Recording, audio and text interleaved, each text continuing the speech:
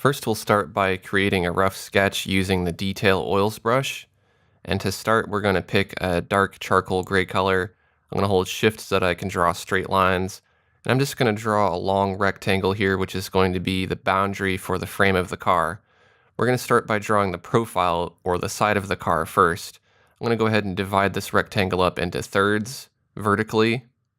Next, I want to decide where the bottom of the frame of the car is going to be. I want that to be about 2/3 of the way down this rectangle here. So I'll just draw a straight line across there. And then I'll just start plotting out the general shape of the profile of the car. I'll have the hood, and then the windshield, the roof of the car. And you want to keep your car right inside of this rectangle shape. Feel free to use undos as you need to. Feel free to use a reference image. I'm just kind of making up a car from imagination here.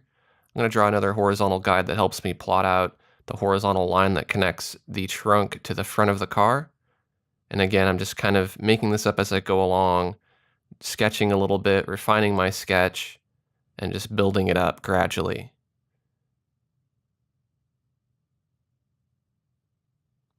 Here I'm just kind of smoothing out my sketch lines a little bit, taking my time and not going too fast here. Now I'm ready to start putting in the tires. I'm going to go to the ellipse shape tool, and I'm going to go to my shape attributes, and I'm going to make sure that I have a stroke and no fill. I'll click on OK. I'm going to hold Shift while I draw my circle to constrain it into a perfect circle proportion, and I'll try to eyeball the size of the tire about the size that I want it. This will be the outer boundary of the tire, not the hubcap that's in the middle. I'll go ahead and hold Alt and drag a duplicate. That way I have two tires. I'll select both of them, and I'll go to Layers, Align. Then I'll go to Top Edges. That aligns them both on their top edges. I'll go back to the sketch, and I'll continue cleaning up that sketch a little bit. I'm going to draw the bottom edge of the driver's side window and the vertical line for the door. I'll draw the vertical line for the other side of the door. Next, I'll reserve an area for the windshield over here on the front of the car. Draw the frame that separates the driver's side window from the windshield, and I'll draw the roof of the car. Next, I'll draw the handle for the driver's side door.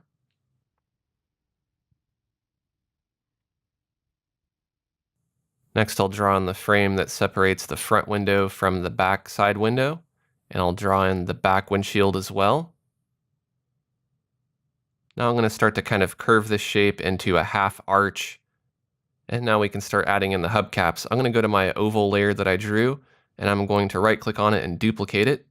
And on that duplicate, I'm going to transform it using Control-T or Free Transform. I'll scale it down while holding Shift and Alt to scale it from the center. And then once I have it the size I want for the hubcap, I'll go ahead and hold Alt to drag a duplicate over. Now I have two hubcaps. Again, I'll want to align those with Layers, Align, and then I'll align them vertically and horizontally. I'll go ahead and merge those sketch layers together, including the shapes for the hubcaps, because I don't need them to be separate anymore. And I'll dim that sketch layer and create a new layer on top of it, and use the Detail Oils brush just to create a second sketch, which I will clean up a little bit more and make a little more refined and more detailed than the first sketch. When you do these revisions of your sketches, you're giving yourself an opportunity to redraw some things or to clean things up. And the more iterations or the more versions of your sketch that you do, generally speaking, the cleaner your drawing is going to be, or the more accurate it's going to be. It gives you time to focus on particular areas by redrawing over them. Now I'm going to draw in the windshield here, and I'm going to change up the shape of it. I'm not going to have it be a wedge shape like you see here on my first sketch. I'm going to use that wedge shape to identify the general area that I want the windshield to occupy, but I'm going to go ahead and slant it and put it at kind of an angle like this, so it looks more like a car would. So again, you can see that my first sketch isn't necessarily set in stone. I can adapt that sketch, and as you can see here on the driver's side window, I'm going to round the corners a little bit and just refine it into a more intentional shape. Once I've rounded the corners for the window, I'll go ahead and draw the fender or the base of the car. I don't really know what this part is called, but just a little line down there to separate the bottom edge of the door. And then I'll draw in the lines for the door and make the door handle a little bit cleaner. But again, this is still kind of it's still a sketch, so it's not my final line work. I'm going to ink over this eventually. I'll go ahead and just trace over my window here, and then I'll add a few more details. and we can begin cleaning up our sketches and getting rid of some of what we don't need. So I'm going to go to that sketch group, and I'm going to go ahead and move the left wheel and the right wheel up above to the top of the layers palette, and I'll increase the opacity for those. I'll go ahead and close that sketch group and hide it so that I'm not seeing my original sketch, and I'm only seeing the wheel shapes and that second sketch that I created. That makes it a lot easier to see my secondary sketch, and I'll go ahead and just refine that a little bit. I want to clean up the edge of the windshield a little bit here by adding a little bit of a intermediate window between the windshield and the driver's side window there. So I think that'll do it for my basic sketch. The next thing I'm going to want to do is transform this sketch into perspective. So what I want to do is I want to go ahead and just group all of my sketch layers together into a single group. And then I can toggle that group closed by clicking the little triangle to the left of where the group is.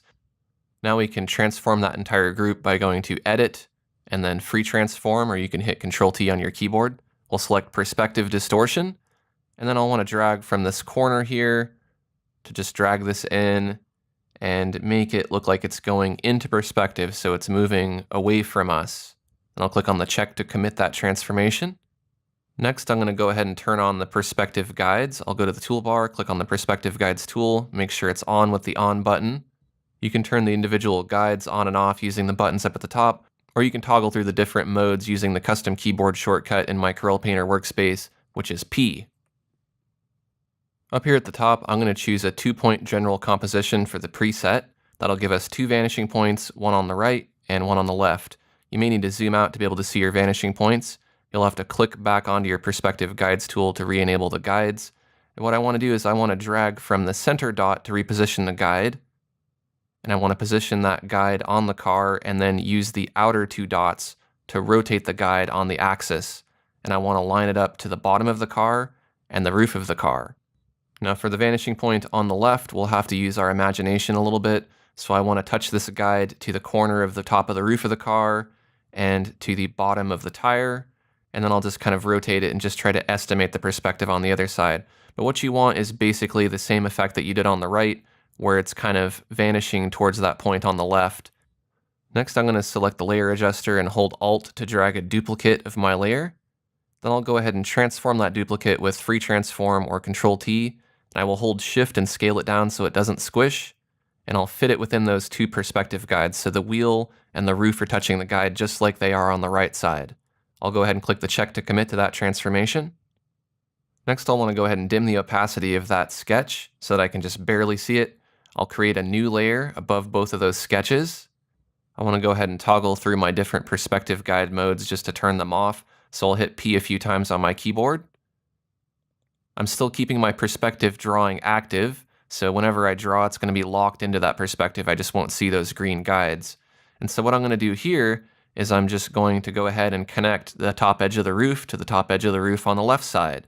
If I want to draw freehand, I'll just hold Shift. And then of course I can go through and I can draw in my windshield, draw a little bit of the front of the car going down. You want to think of the car shape on the left as being a mirror image or the inside of the car. And so that makes it easier to go ahead and think about how you want to draw these horizontal lines connecting everything. I'm drawing the bumper here and I want it to stick out a little bit. You'll notice that I have to do a few undos because sometimes when you're drawing, it tries to lock you into the wrong vanishing point. So you want to make sure that you're always connecting corner to corner. And if you're drawing bearing towards the left, you're going towards the left vanishing point. If you're drawing towards the right, then you're going to be going towards the right vanishing point.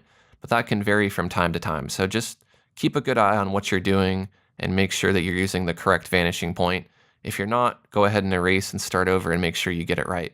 I'm going to draw in some horizontals connecting the bottom edges of the tires there because they'll be flat where they touch the road.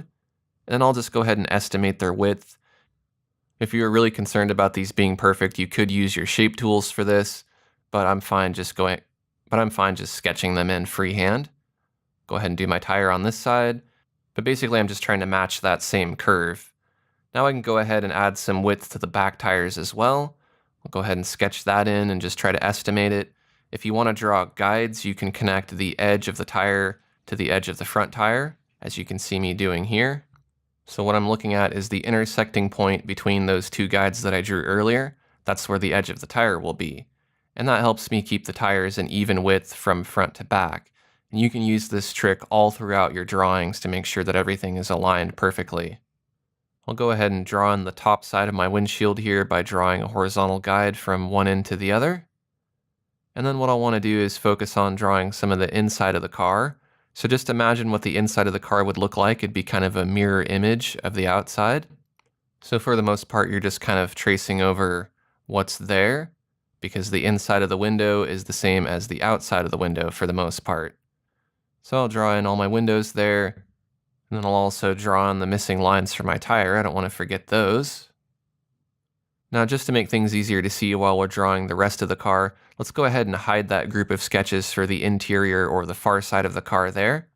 I'll go ahead and draw in a line here in the front of the car, and this is going to be kind of a rectangle that's going to estimate where our headlights are going to be.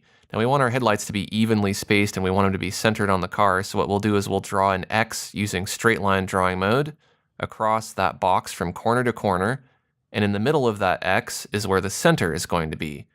So you can easily find the center of anything doing that trick. Then I'll just go ahead and erase that X after drawing a vertical guide at the center of those 2 points. Then if I want to find the center of these 2 boxes, I'll use straight line drawing mode to draw X's to get the center of these 2. And that'll give me the 2 center points for my headlights. Now you may notice that when you're working with straight line drawing mode, it just keeps drawing a continuous line segment. The way that I'm breaking this segment is I'm hitting B on my keyboard to switch back to freeform drawing mode. So I'm hitting B for freeform drawing, V for straight line drawing, and then I'm using N for my eraser.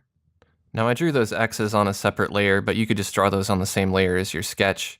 I want to draw in the headlights now using freeform drawing, and I want to hold shift so that I'm breaking out of perspective drawing, and I'll just draw a couple little circles that are centered there in the middle of that X. I want to make them roughly the same size.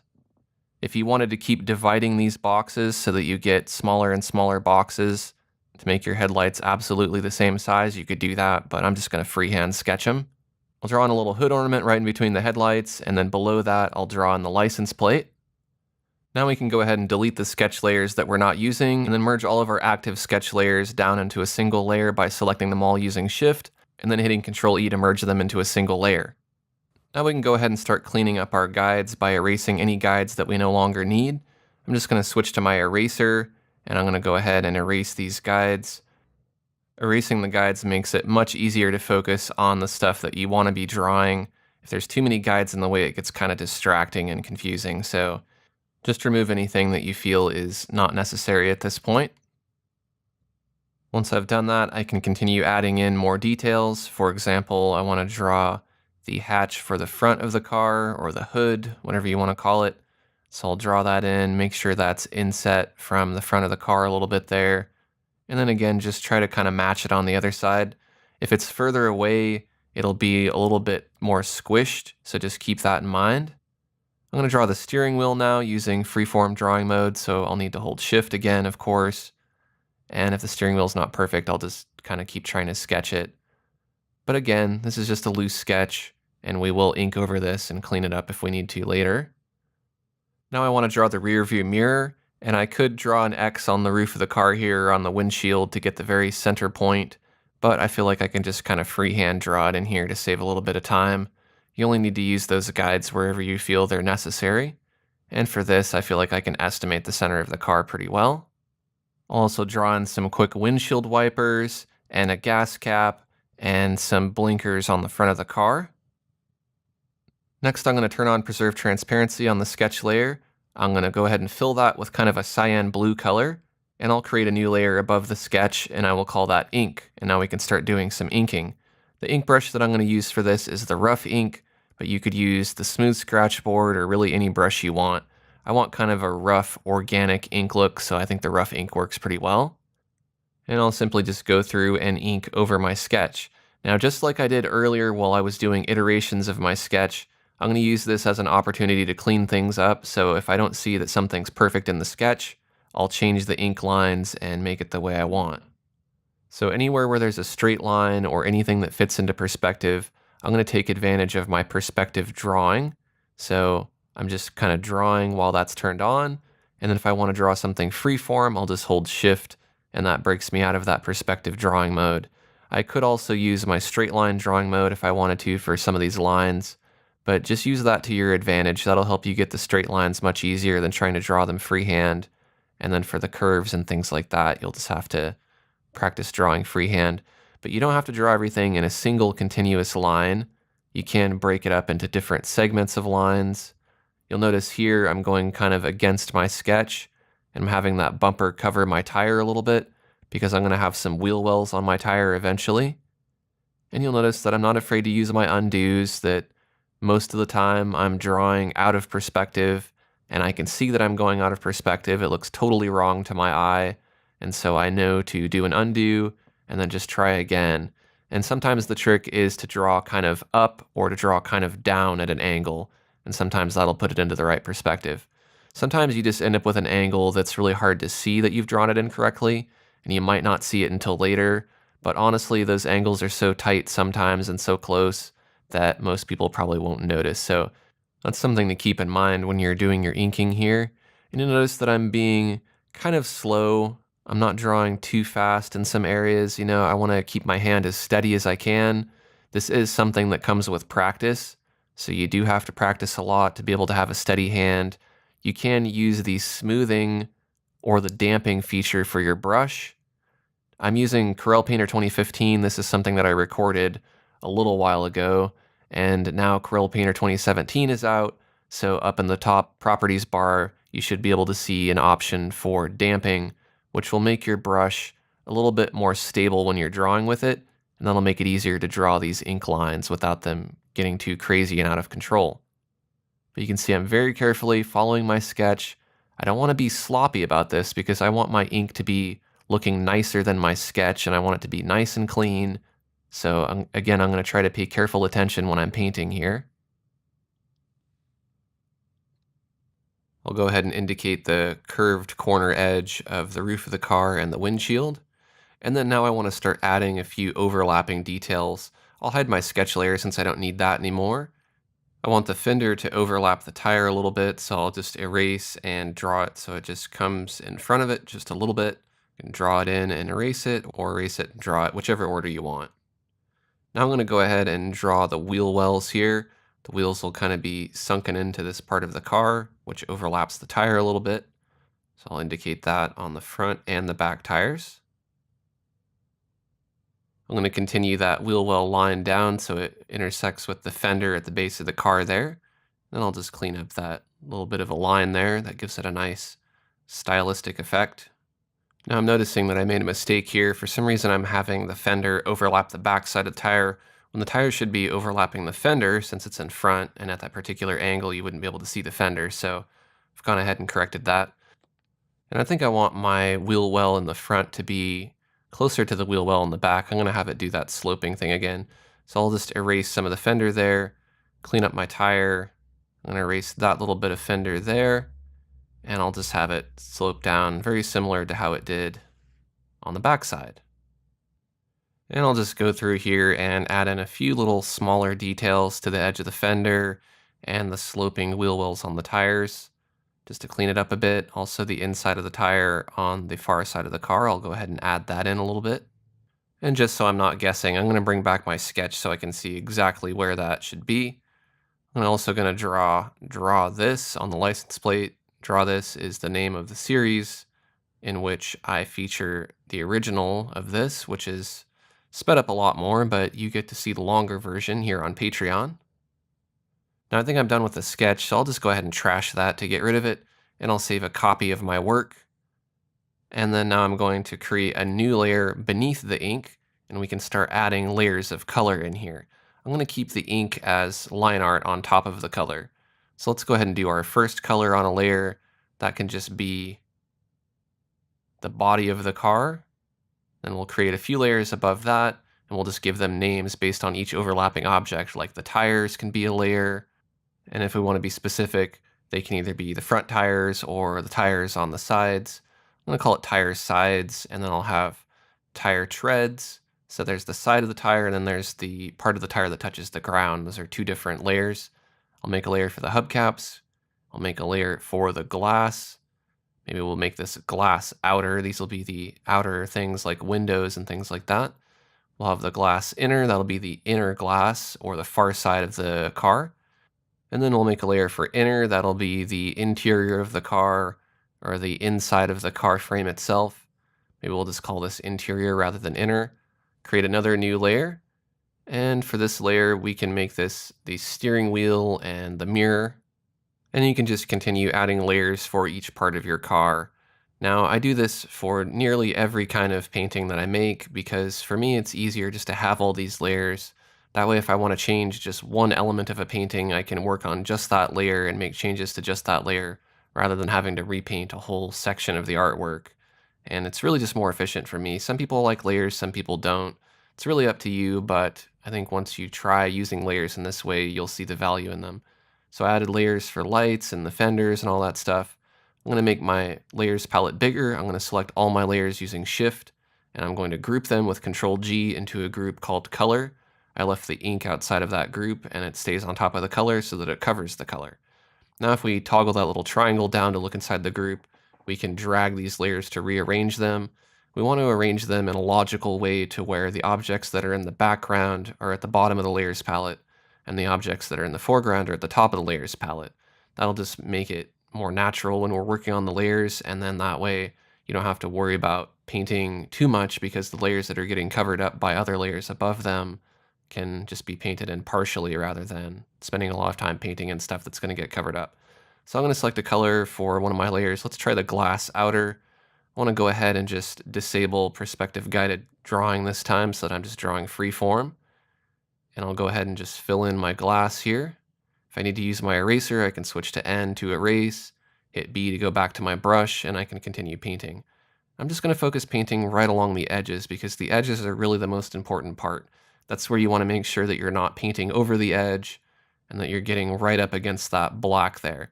Since the black line is on a separate layer, you can paint underneath it, which means that it should be pretty easy to fill this in.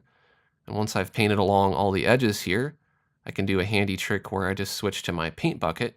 K is the shortcut for that, and then I can fill in the center. I'll do that in just a second. I'm going to fill in a couple of these other windows first, and again, just paint right along the edge, because if you spend a lot of time filling in the whole thing manually, it's going to eat up a lot of time, especially if you have a lot of layers, and all that time adds up. If you can cut corners here and there and save yourself a few seconds or a few minutes, in aggregate, I think it makes a big difference because then you've saved, hours or days on a painting, depending on how complex it is once you add up all the time you saved. So again, just painting along the edges. If it's a really small shape like over here, it doesn't matter. I can just paint that in manually. But for these other ones, I'll switch to the paint bucket with K, and I'll just go ahead and click to fill in the center. Now what's important is that the shape has to be a closed shape, so that blue line that I drew along the edge didn't have any gaps in it. And I can reduce the opacity of that layer if I want it to be more see-through. That way I can paint behind it on another layer and I can see both layer colors at the same time. Let's do the hubcaps next. I'll select that layer, select a silvery gray color, and I'll begin filling those in. Next, I'll go to the exterior layer. That's just some of the exterior details on the car. For example, the handle and the gas cap. I'll do the handle kind of a dark gray. The gas cap, I'll do kind of a reddish color like this for now. Don't worry about getting your colors perfect at this point because since they're on layers, you can actually change the color quite easily later on. So just keep your colors flat and you won't have any problems there. I'm gonna go to the fenders layer. I'll use a metallic gray color for that as well. I'll just go ahead and fill those in. And I'll fill in the lights, the turn signals, and the main part of the body of the car as well. Again, I'm just painting along the edge and then filling in the center with the paint bucket. I'm gonna go to the tire sides layer and I'm gonna go ahead and paint those in. I'm gonna make the side of the tire a little bit lighter than the color that I choose for the tread of the tire. Then I'll switch to the tire treads, make my color a little bit darker, and I'll go ahead and fill in the treads as well. Now I'll fill in the colors for some of the interior objects. You can feel free to use whatever colors you want here. I'm going to use kind of a dark blue for this, but for the interior, I'm actually going to choose a brown, and when I fill it in, it's not going to look brown because it's going to be that brown color mixed with the transparent blue color that's on top of it, and it's going to end up looking kind of like a bluish color. I'm doing it that way because I'm going to end up making this glass more or less transparent in some areas, and so you'll be able to see more or less of that brown depending on how I end up painting it a little bit later. So for now, just paint the interior the color that you want it to be, rather than the color that you see. Now let's go ahead and help the car look more three-dimensional by establishing a light source. Let's have the light coming from the left. I'm going to right-click on the body layer and choose Select Layer Content. Then I'm going to click on Show Hide Selection or hit Ctrl-Shift-H to hide that selection while keeping it active. I'll create a new layer above the body layer. I'll call that Body Shadow. I'm going to set the composite method of that shadow layer to multiply, and I'll go ahead and just select my scratch board, make my color a little bit darker, and I'll go ahead and paint in a shadow side. Now it's going to look a little more boxy or a little more three-dimensional when I do this, which really helps the piece. The reason why I use Select Layer Content is because that's going to keep my paint within that selection, meaning that I can't paint outside of the shape that I already put down for the base of the car. So that just saves me a little bit of time without having to repaint everything or worry about accidentally painting over my edge again. Now I am going to try really hard to avoid the wheel wells because we don't want those to be in shadow the same way, because they're kind of curved and kind of pointing up, so they're not going to get the same kind of shadow as the flat side that's facing away from the light source. So I'll just avoid those, but everything else is fair game. Now in this particular instance, painting along the edges and filling in with a paint bucket is not going to work. You'll see that I'm going to try it here, select the paint bucket, and it fills everything, and that's because we have that selection active. It's hidden, but it's still active, and so what it's doing is it's kind of overwriting the paint bucket and making the paint bucket fill the entire selection. So I'll just make my brush bigger and then fill in the center, and that works fine as well. Now I can control the intensity of the lighting by dimming the opacity of that shadow layer. So I'll reduce the opacity. That makes it a little less dark. We just want it to be noticeably darker than the highlight side of the car. The next thing that we can do is we can take this really bright exterior gas cap thing that's a bright red. We can select that and we can go ahead and just paint over that to make it match the other colors. Now what I'd like to do is add a little bit of airbrushing with a darker color to add a more three-dimensional effect, but I noticed that I messed up when I filled in that exterior gas cap. I accidentally painted without turning on Preserve Transparency, so I'll erase that, and it probably doesn't even really need to be a layer, so I'm not going to worry about filling it back in. I'm going to go to the lights layer now, and I'm going to help those look a little more three-dimensional by putting in a little bit of orange for kind of a shadow side. I'll add a highlight with white. I'm just using the airbrush for this because it gives me that nice soft edge. Make my brush a little bit bigger, and that helps it look a little more shiny when I paint over that highlight again with a bigger brush. And I might just paint over both of them with white just to brighten them a bit. I'm going to add some turn signal details and license plate details, a little bit of details to the fender, and I'm just using lighter and darker colors here. I added a little bit of bluish tint to the bottom of the fender just to help it look a little more natural. And I'll use a bigger brush just to kind of shade over the far side of the fender that's on the shadow side to make that look like it's in shadow as well. But I'm just using lighter colors on the top side where it faces the light, darker colors on the bottom side where it faces away from the light. I'll add a few little highlights to things like the little decal on the front of the car and the doorknob handle thing. I'm going to go to the glass outer layer, turn up the transparency of it, and I'll use the airbrush to add some shading. I want the light side to be brighter than the shadow side, so I'll use a darker blue on the shadow side and a more cyan blue on the light side and just have it kind of curve around like that. Now I want to add a layer mask to that glass outer layer because that'll let me add some transparency. I'll turn off Preserve Transparency, and then I'll use my black airbrush just to go ahead and paint away some of that detail. What it's doing is it's showing the layer underneath it everywhere where I'm painting with black.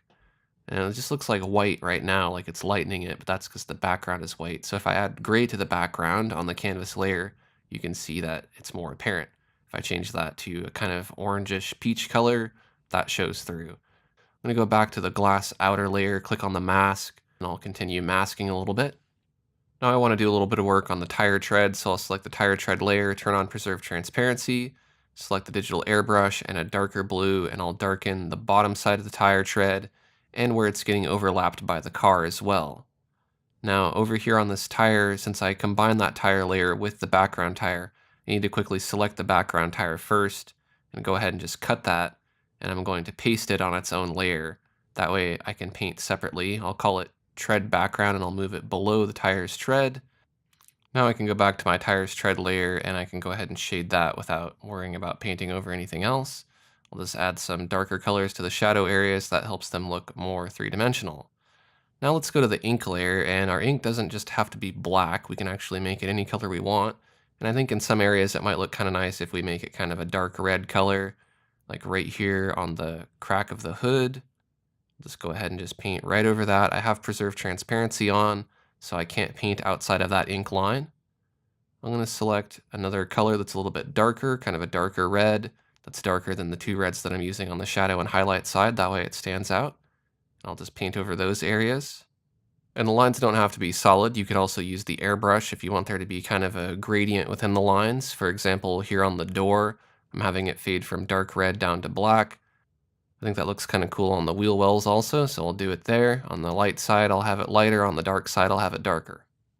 I might add a few highlights to some of the interior objects. I'm going to go to the steering mirror layer, and with preserve transparency on, I'm going to use the smooth scratch board with a light blue color to add some highlights to the mirror and the steering wheel. Next, I'll go to the interior layer and I'll add a few highlights there as well, because this part of the edge of the car is going to be pointed towards the light, so I want to have it reflecting some of that light. Now let's make the hubcaps look more three-dimensional and more metallic. I'm going to select the hubcaps layer. I'm going to use the airbrush along with a warmer color from the background to put in a little bit of a reflective side. This is the part that's reflecting the background.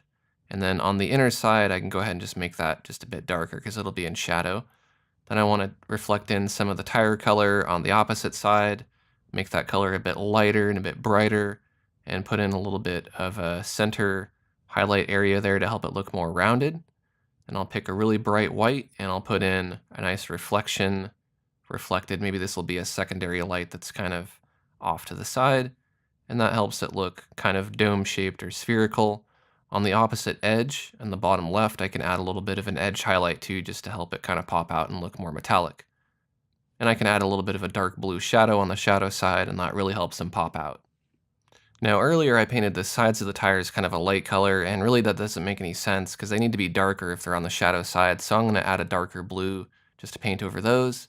And I'll select a slightly lighter version of that blue, and I'll paint right along the top edge of the tire and the bottom edge of where it meets up with the hubcap. And what that's doing is that's helping the tires look a little more three-dimensional because they are kind of rounded and bulging out. They're full of air, they're not flat. So I want to make them look three-dimensional in that way. I'll also go to the tread layer and I'll add in a little bit of highlight on the tread because the tread's going to kind of bulge out a little bit too. That blue that I use will be a little bit shifted towards cyan, and that just kind of helps it look more like a highlight. And I'll go ahead and do that same little edge highlight trick that I did on the hubcaps along the edge of the tires. And again, that just helps them look more three-dimensional, like they're kind of curving in towards the hubcap. Now I want to add some tread to my tires. I want to select the ink layer so that I can create a layer above it, make sure preserve transparency is off. I'm going to use that same rough ink brush that I used for my line work. And I'm going to use a dark blue, but I do want that to be on a new layer, so I need to make sure that I create a new layer here. And I'll draw in my diagonal lines here that represent the tread on my tires. And this is kind of simplified tread. I'm not going to do a really complex pattern, but this gives you the idea. You want those tread lines to kind of converge as they start to wrap around the tire because that part of the tire is moving away from you in perspective. So those lines should get thinner and closer together. They should be thicker and further apart as they move towards you in three-dimensional space. But you can really just kind of estimate them like that and use it as kind of a shading technique to give it a little bit of texture. Just so we're not trying to figure out what this is later, let's name this layer Tread Ink. That way we know.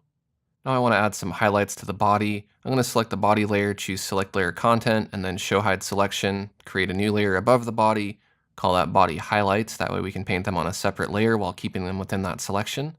Then I'm going to select my airbrush, and I'm going to sample that red, make it a bit brighter, shift it more towards orange. And actually, maybe I'll use the scratchboard tool instead. I want these to be sharp highlights. I'm just going to paint right along the edges where they're kind of pointed towards the light. That helps the edges look more creased and stronger. It helps the edges of the door look more three-dimensional.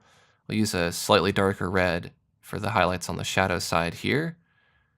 And again, it just kind of helps everything pop out and look a little more natural because things can kind of tend to look flat if you don't add these details. I'll add in a little bit of a shadow on the front of the car near the little lights and license plate and all that stuff using a darker color. And then let's go to the tread ink layer. Let's create a new layer above it. Let's call that layer white. I want to add some white reflections to the windshield, but before I'll be able to paint on the windshield, I need to deselect or select none to clear that selection that we made of the body. Now I'll be able to paint in with that white. But mainly I want to use this right on the windshield to create some nice reflections. Now I actually ended up just moving the white layer below the ink, but you could keep the white on top of the ink. It really depends on how you want to do it. You could have a white layer below and a white layer above as well. It just kind of depends on what you're painting. I think in this particular instance, it works better behind the black so that I don't end up painting over the black, because I want the black to be kind of the main lines for everything. But again, you can see on the edges of that window, it really just helps those pop out and look a lot less flat by adding the white line right against the black line. It gives it a bit of contrast and makes it pop. Next, I want to add a little bit of airbrush highlights to the body, so I'm going to select the body layer, turn on preserve transparency, select the airbrush and a brighter red, and again, facing towards the light, I want it to be very, very bright and have it kind of fade and get darker as it moves away from the light. I'll go to the body shadow layer and I'll do the opposite. I'll select a darker color and I'll paint over that where it faces away from the light. I might even add in a little bit of darker color on the body highlights there, just to darken those a bit, just to make them match the darkness. I'll go to the body layer, just keep touching it up, going back and forth between the body highlights and the body shadow, just to get it balanced out. And this is kind of one of those things you do by eye. You just keep adding to it until it looks right to you. If you're worried about messing something up, you can always save a copy of your work. That way, if you do mess something up, you can always go back later. And now at this point, I like to zoom out and look at my image small. Generally, if it looks good small, then you're on the right track. That just kind of helps you get a different perspective. But I do see that these highlights on the corners need to be kind of darkened a little bit because they stand out a little bit too much. They're a bit too bright for being on the shadow side. And that's the kind of stuff you notice from a distance. So feel free to zoom out as needed. You'll see that I'm doing that there while I'm painting or just evaluating. And I do this on nearly every piece I'm working on. Now I'm going to go ahead and save a copy of my artwork because I'm going to flatten some layers down. I'm going to select the color group, toggle it closed, and then collapse it with Control E to merge all those color layers into a single layer. Then I'll select the Diffuse Blur Blender, and that'll let me blend all of my color just to kind of fuse it together. I'm going to turn off Preserve Transparency, and then I'll just paint, and anywhere where I want to just kind of soften an edge or blend one or more colors together, I'll lightly scrub over that. You can see I did it there on the edge of the car, and that helps it look more rounded. Now I do think I want the car to look a little more metallic, so I'm going to create a new layer above the color layer. I'm going to go to the color layer, I'm going to choose Select Layer Content, and then Show Hide Selection. That'll keep that selection active when I move over to Layer 1. I'm going to select the Glow Brush, and along with that red car color, I'm just going to paint back and forth to add in some nice shiny highlights there on the hood. And I'll do some above the windshield as well. Don't let it build up to white too fast or that'll look unnatural, but just get kind of a nice build up until it looks more metallic and shiny. You can do that a little bit on the hubcaps as well, but I want to make sure that I make my brush smaller so I don't paint over my line too much. You can sample the hubcap colors and kind of pop those out and brighten those too. Really, this glow brush works well for making things look really bright and shiny. It works well for light and reflections and things like that.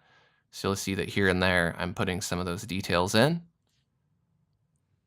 I also want to add some reflection to the far side of the car. I created a new layer, and while that selection of the car is still active, I can just keep painting on new layers, and I don't have to worry about painting outside of that car shape. So I'm adding in some reflection from the background. Now, if you overpaint, it might end up being too light, so just reduce the opacity of that layer just so it's a very slightly noticeable tint, and just add in some of it here and there. But that really helps it look more three-dimensional if it's reflecting some of the background color as well. We can do that on the tires, also just again, make them look a little more reflective and three-dimensional. And on the license plate and the fenders, of course, those are metallic. We'll want to add in some details there, on the front of the car, and just here and there. It's really just helping the car pop out. Now let's add some shadow underneath the car being cast by the car. I'll create a new layer below the color. I'll select the polygonal lasso selection tool, and I'll just kind of draw a box underneath the car. I want to just try to imagine where the car is going to be casting the shadow. So I'll go out past the tire a little bit there in the back corner, but mainly just kind of following where the tires touch the ground. Something like that'll work, and we can always adjust it later if we want. Now I'm going to select a dark blue and fill it with that blue color. I'm going to deselect with Control D. Now I have my basic shadow. I can change it to a multiply composite method and then select the diffuse blur brush just to kind of blur out the edges. You could also use a soften filter if you want, but this gives you a little more control and helps it look a little less uniform if you do it this way. But I'm just lightly kind of scrubbing over that just to fuzz it in and make it look a little more natural. And now it looks more three-dimensional overall just by adding the shadow. Now you can reduce the opacity of that layer if you want, or you can select white and you can paint in just to kind of lighten it a little bit. You can also add other colors. You could add a mask if you want to, if you prefer to do it that way, but it all ends up giving you the same kind of effect. And again, I can select a dark blue, and if I over lightened it in some areas, I can darken it again, especially where the shadow is being blocked or where the light's being blocked the most. I can add in a little bit of that red. I want to make sure I turn on preserve transparency because there could be some red reflected in that shadow as well. Now I'm going to go to the layer 2 layer, which is that reflection layer that I put over everything. I'm going to set the composite method of that to multiply. I'm going to turn off preserve transparency, and here and there I'm just going to paint a little bit of that red color so that's reflected in the windows on the far side as well. Might add in a little bit of environment color as well. And while we're at it, we probably should reflect some of that red in the hubcaps. So I'll just put in a couple little subtle spots there where the hubcaps kind of point towards the car. That helps them, again, look more three-dimensional, and it just kind of helps unify all the colors in the piece. I know that it's tempting to do all of the metal gray, but a lot of metal's color is the environment colors reflected within it. I'm going to create a new layer, and I'm going to make sure that I get a selection from my color, which is just all of the color layers combined. And I'll go ahead and hide that selection while keeping it active. I'm going to change that new layers composite method to multiply. And again, I'm just going to paint in some more kind of colors just to kind of bring this together more. That color that I'm using is kind of a dark bluish like this. And that just helps add a little bit more shadow to the far side of the car. If I overpaint, I'm not too worried about it because, again, I can always mask and reduce the opacity of the layer and things like that. Or I can select white, and that basically has the same effect as masking. And I'll just bring in a few of the highlights here. But I do want the far side of the car, or the shadow side, to look noticeably darker overall. So that's kind of what I'm doing here, is just trying to refine that a bit. And again, I am overpainting because I know that I can knock down the layer opacity to get it to blend better. Zooming out helps me evaluate those changes that I made. And I think this is starting to come along pretty well. I'm going to go to the canvas layer, which is the background, and I'm going to select white. I need to make sure I deselect that selection with Control D so that I can paint on the background. And I'll use the airbrush just to kind of lighten some areas of the background to give it some variety. Kind of experimenting here with some different looks. I kind of like this horizon light kind of look, so I'm going to go ahead and lighten the horizon, and then maybe up at the top I'll make it a little more orange. I accidentally grabbed my blending palette when I was trying to make a brush stroke, so you can see me putting it back here, trying to get it back exactly where I want it. That's a good reason to use tab while you're painting, because hitting tab makes all your palettes go away, and that way you don't accidentally drag a palette or move a brush or something, or select something weird, because that can be a nuisance, but it's a good lesson to show by making a mistake there. Now I'm going to add a little bit of blue to the bottom. That, again, just kind of adds some flavor to the background and helps it look a little more distant, and I think that looks nice. So I think we're getting towards having a finished painting here. I might redo that blue on the bottom a little bit just to help it kind of softly blend in more. I don't want it to be too distinct. I'm going to zoom in and out just to kind of see how we're looking. Again, I'm taking the time to just really evaluate this, think about what I want to do, and look for mistakes. And so in real time, you can see me just kind of staring at it here. I'm not really doing anything. I'm just really looking at it.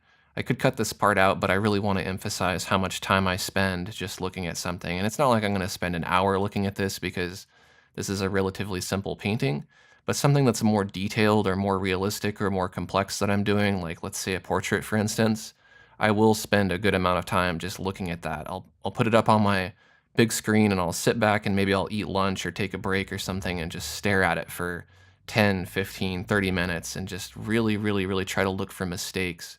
If I have a reference photo that I'm comparing it to, I'll put the reference photo up next to it and just look back and forth for mistakes or things that I could fix. Sometimes it even helps to take the piece and flip it horizontally, or you could flip it upside down and look at it upside down, and that gives you a fresh perspective on it. But after looking at it for a while, I don't think there's anything that I want to add to this. I don't think there's anything I can really do to make it any better. And I think I decided that I'm done working on this particular piece. So there you go. There's a longer version of one of my most popular tutorials. If you found this information helpful, take a quick second to like this video. And if you're new to my channel, I'd love to have you subscribe. I have a lot more digital art tutorials for artists like you. Thanks for watching, and I'll see you next time.